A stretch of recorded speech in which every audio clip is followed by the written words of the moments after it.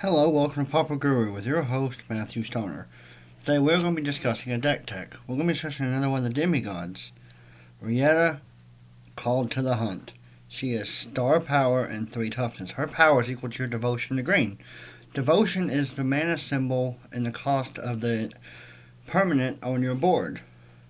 Without anything on the board other than her, she is a 2/3.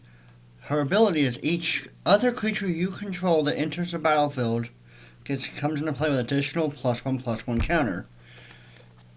This deck is based on playing a lot of big creatures and a lot of ramp spells really fast to generate the big creatures out.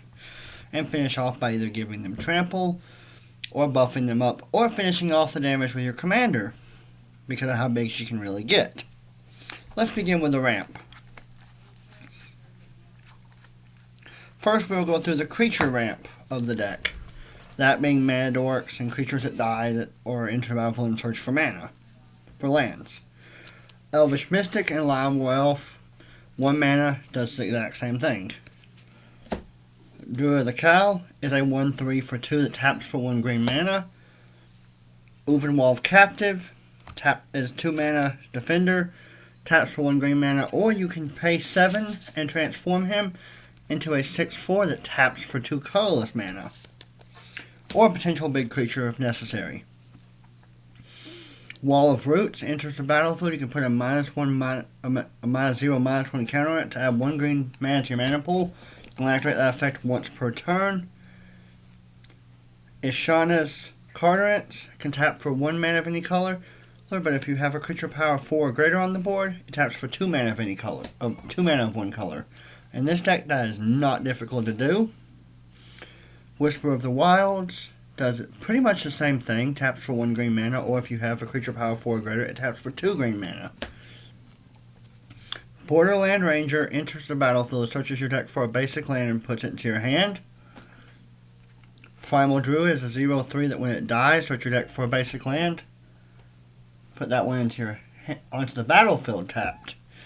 And then Lion War Scout, you can tap it to put a land card from your hand on the battlefield. Now on to the non-creature ramp of the deck. Gaia's Bounty, search your deck for 2 forests, put them into your hand. Grow from the Ashes for 3 mana, and you can kick it for 2. Search your deck for 2 basic lands and put them on the battlefield.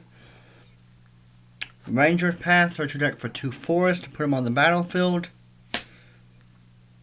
Nissa's Pilgrimage, search your deck for 2 forests, put 1 in your hand and 1 on the battlefield, and it has Spell Mastery. If you have 3 or more instant sorcery cards in your graveyard, you search for 3 and put 2 on the battlefield and 1 in the hand instead. Kadama's Reach, search for 2 basic lands, put 1 in your hand, 1 on the board. Sky Shroud Claim, search your deck for 2 basic forests, put them on the battlefield, untapped. Harrow, sacrifice a land, search your deck for 2 lands, put them on the battlefield. Kiani's Hard Expedition has landfall. Whenever a land enters the battlefield under your control, put a quest counter. You can remove 3 counters and sacrifice it. Search your deck for 2 basic lands.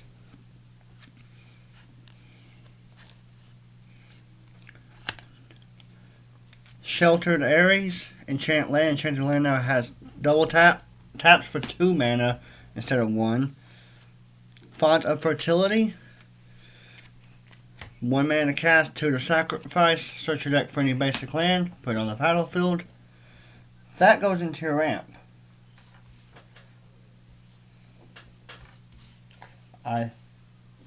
No, there is one more. I apologize. It's another enchantment. Unbridled Growth, enchant land. Enchanted land now taps for 1 mana of any color. And you can sacrifice, draw a card. A lot of times I just use it to draw an extra card. Now, onto the creatures that lets me draw cards. We have 3 of them. Generous Stray, Sky Skimmer, and Elvish Visionary. They all enter the battlefield and draw me a card. It's just a great way to replace themselves. Now on to the fog type effects of this deck. Spore Fog. You can sacrifice it to prevent all combat damage this turn. Sylvan's Bounty will give you 8 life. It's a fog-like effect. Or you can pay 2 and basic land cycle it. So you're going to pay 2, discard it, search your deck for a basic land. Then you get to draw another card. Life goes on, you gain 4 life, but if a creature dies this turn, you gain 8 life instead. An actual fog. Root Snare and Defend the Hearth is the same card for 2 mana. That rounds out all of the prevent damage spells to this deck. Now, because of all the land that we're ramping into and all the lands are coming into play, Grazing Gladeheart has landfall. Every time a land enters battlefield under your control, you gain 2 life. And on average, you're playing a couple of lands a turn early on, so he is really good to get your life up and ahead in the match. Now we're going to go on to a devotion creature, which doesn't really have a category, but I really see it being good in this deck. Nylea's Disciple. When it enters the battlefield and you gain 1 life times your devotion to green. So if you have 4 creatures out and they all have 1 green mana symbol plus her, you'll gain 6 life. At the very least, if she comes out by herself, she gives you 2 life and is a 3/3 afterwards. Now on to the pump spells and removal in this deck. There's only 2 pump spells with Untamed Might. It's for 1 green and an X. Target creature gets +X till end of turn. And Strength in Numbers. Target creature gets +X, where X is the number of attacking creatures this turn. Now on to the removal spells. There is Naturalize and Return to Nature.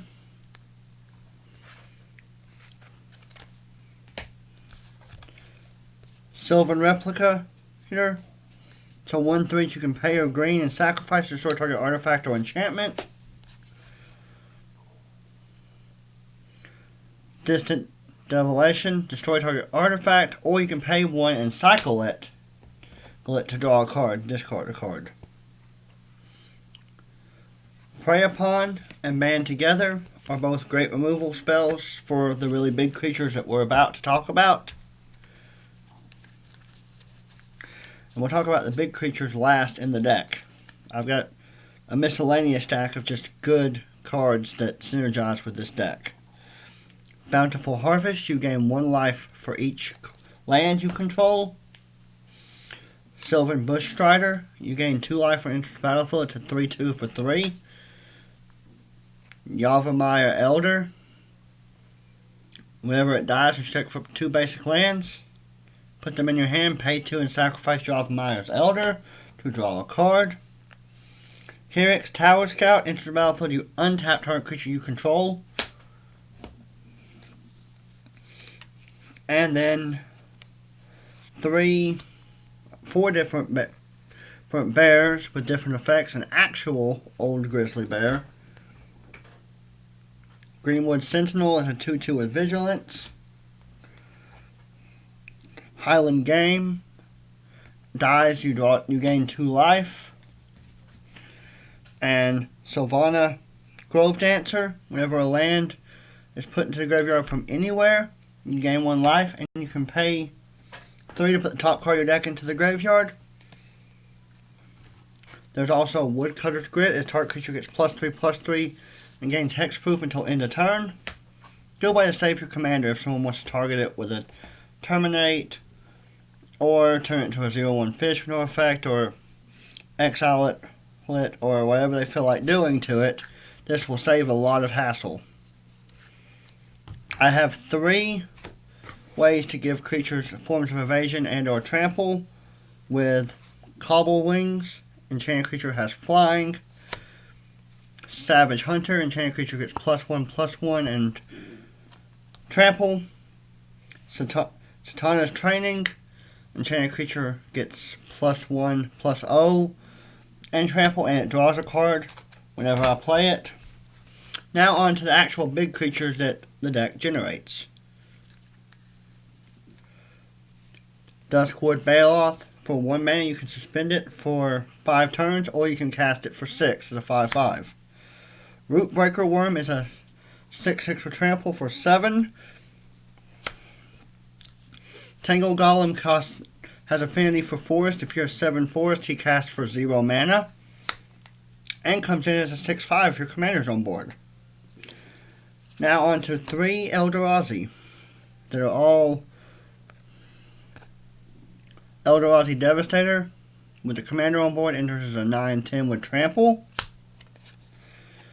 Ulamog's Crusher enters as a 9/9 with Annihilator 2.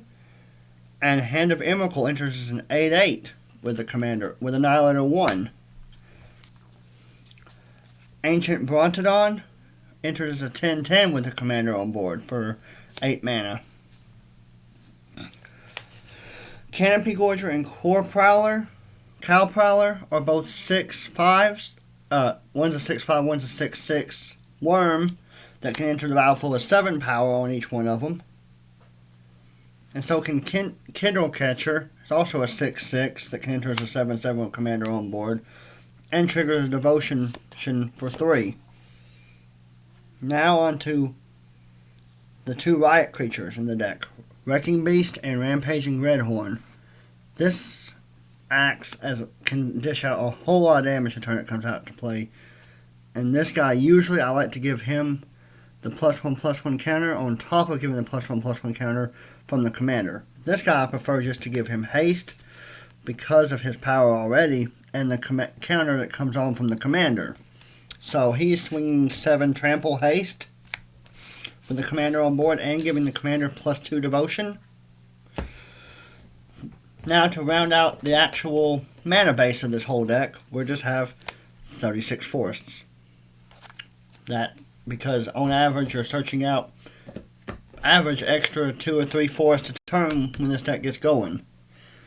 But that is the basics to this deck. I hope you like, share, and subscribe. Everyone, please be safe out there. Thank you.